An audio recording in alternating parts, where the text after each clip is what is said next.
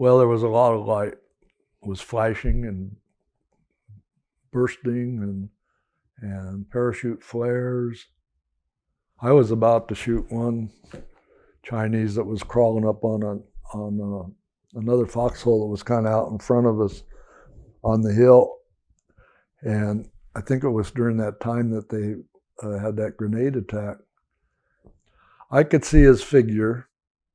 I had him all lined up. I was ready to shoot, and there was a big flash of blue light, and he just tumbled down the hill. Captain Ray, the company commander, had told us later that when he was in the CP, he could read his maps by the light of all the tracer shells, bullets going overhead. It was the 4th of July. Noise, smell, smoke. Tom Bernal. He was from Ottumwa, Iowa. His body was returned to his home.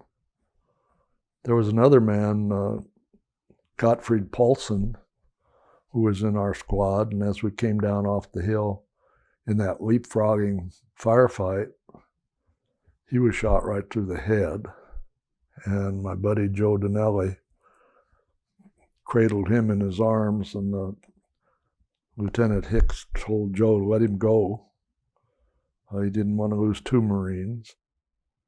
About 4 or 5, 6 weeks later, we were in another area, and they called Joe down to the CP, and they took him over to where we'd had that fight in 307 to identify some farmer or somebody had buried Paulson, and the graves registration had Joe come over to identify him and verify that's where it happened. We were a battalion of 1,000, and they said that there were 2 or 3 Chinese regiments, and their regiments were probably 1,500 or so. And the story about Captain Ray was the day before we went up there, and the time we went up there, when they told the company to move out, they told him, "You're not going, because you're supposed to go home."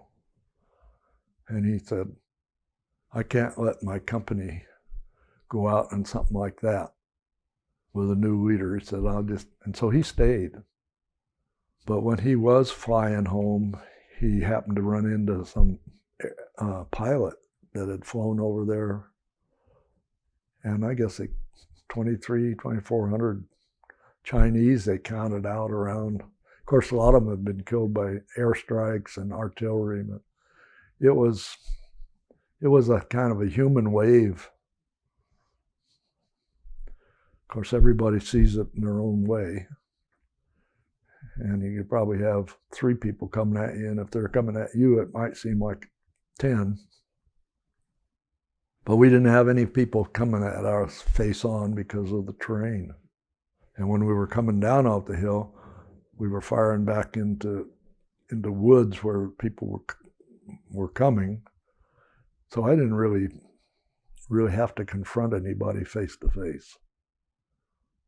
In 1999, I got a call, and I went back to Korea for a search and recovery mission because there were 4 Marines that were lost in that battle. So we went back there, and Silhai, the Central Identification Laboratory in Hawaii, that's been renamed now, but we went there with a team of anthropologists, and we dug through foxholes and everything, and we never did find any American remains. We did find some Chinese bones.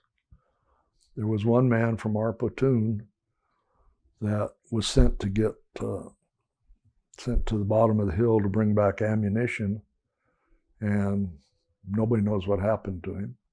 He may have got captured. He may have fallen in some ravine or something.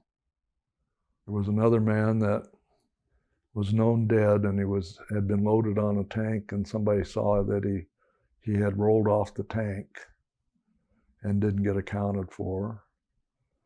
And there was another man that was wounded, and it was his friend from high school that had initiated, he had done enough research and pestered the authorities enough that he got this search going.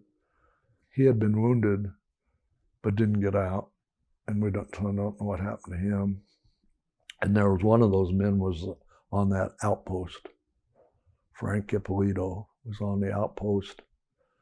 The other ones that died out there, they recovered, but I guess nobody knows exactly what happened to him. We didn't find him. I think there's been 2 additional attempts to go back. That's in South Korea, so it's not a political thing with the North. It's actually between the 38th parallel and the DMZ. So it's above the 38th parallel. But in Korea, the DMZ runs from a little bit below the 38th parallel over by Seoul in the west, and then it's up above the 38th parallel on the East Coast.